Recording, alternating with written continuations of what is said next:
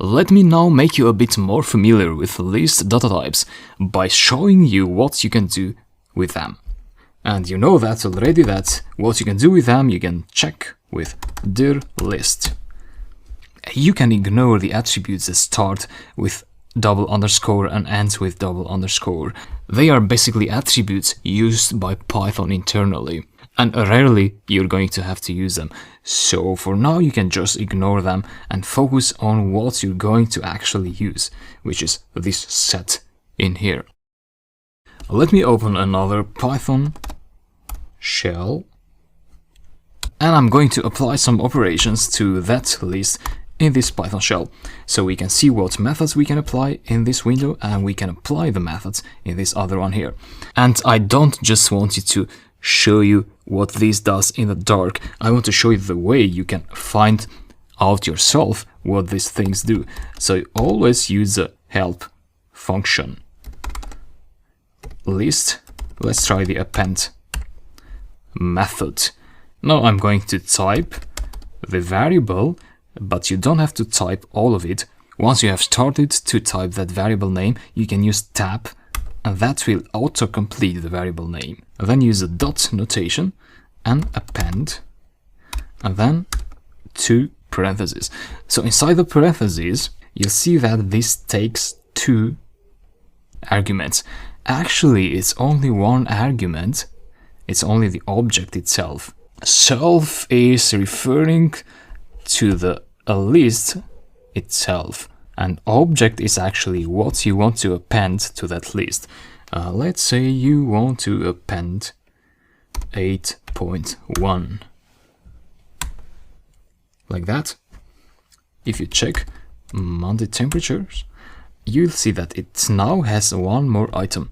So that is the syntax of append. You always ignore self, because self is automatically passed as an argument to that method, and self is basically the actual list itself. Let's try another method. Q here to quit. Help list clear. How does it work? Well, in this case you see that it doesn't get any arguments. So Monday temperatures.clear, just like that. And what it does, it just clears the list. It deletes all of its items. Let me also try index and leave the rest for you to try.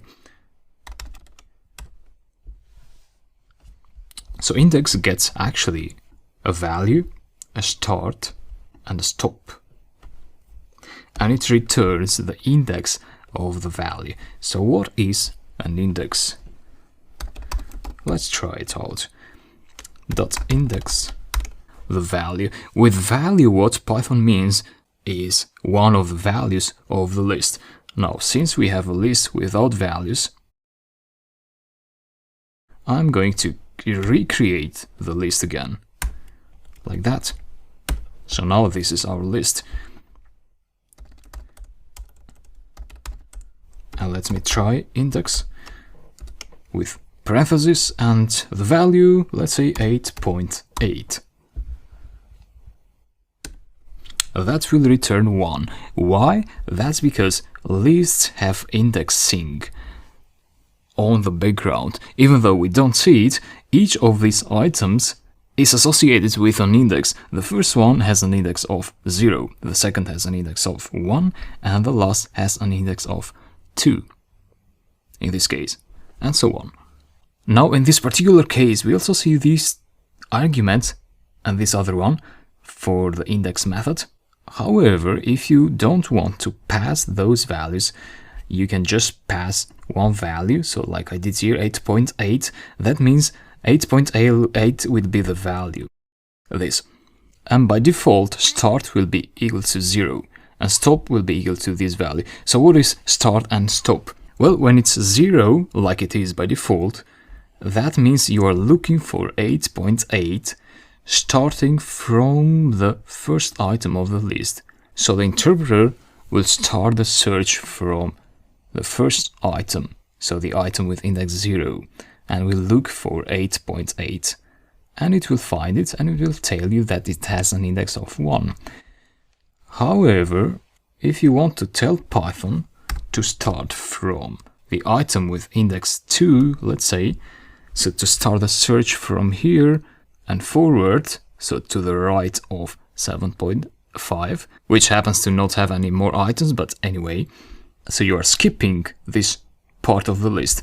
In that case, the interpreter will tell you that 8.8 is not in the list with that start. And you also have the stop, which is by default this big number.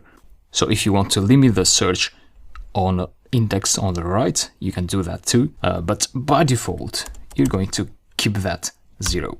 And that will tell you that the number has that index. More about indexing in the next video.